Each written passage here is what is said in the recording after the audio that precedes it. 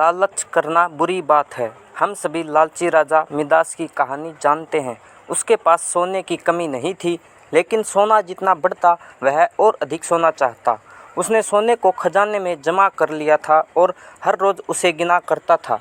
एक दिन जब वह सोना गिन रहा था तो एक अजनबी कहीं से आया और बोला, तुम मुझसे ऐसा कोई वरदान मांग सकते हो जो तुम्हें दुनिया में सबसे ज़्यादा खुशी दे। राजा खुश हुआ और उसने कहा, मैं चाहता हूँ कि जिस चीज़ को छूं वह सोना बन जाए। अजनबी ने राजा से पूछा, क्या तुम सचमुच यही चाहते हो?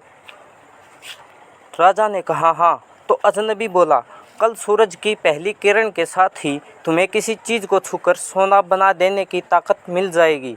राजा ने सोचा कि वह सपना देख रहा होगा, यह सच नहीं हो सकता।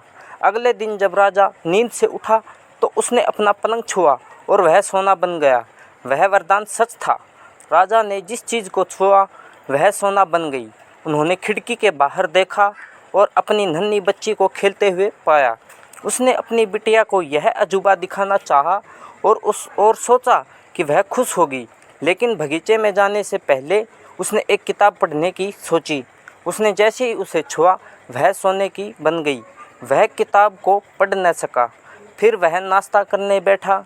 जैसे ही उसने फलों और पानी के गिलास को छुआ वे भी सोने के बन गए। उसकी भूख बढ़ने लगी और वह खुद से बोला, मैं सोने को खा और पी नहीं सकता। ठीक उसी समय उसकी बेटी दौड़ती हुई वहां आई और उसने उसे बाहों में भर लिया। वह सोने की मूर्त बन गई। अब राजा के चेहरे से खुशी गायब हो गई। राजा सर पकड़कर रोने लगा। वह वरदान देने वाली अजनबी फिर आया और उसने राजा से पूछा कि क्या वह हर चीज़ को सोना बना देने की अपनी ताकत से खुश है। राजा ने बताया कि वह दुनिया के सबसे दुखी इंसान है। राजा ने उसे सारी बात बताई।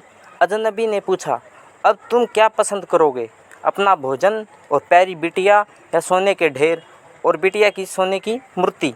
राजा ने गिड़गिड़ाकर माफ़ी मांगी और कहा, मैं अपना सारा सोना छोड़ दूंगा। मेहरबानी करके मेरी बेटी मुझे लौटा दो, क्योंकि उसके बिना मेरी हर चीज़ मूल्यहीन हो गई है।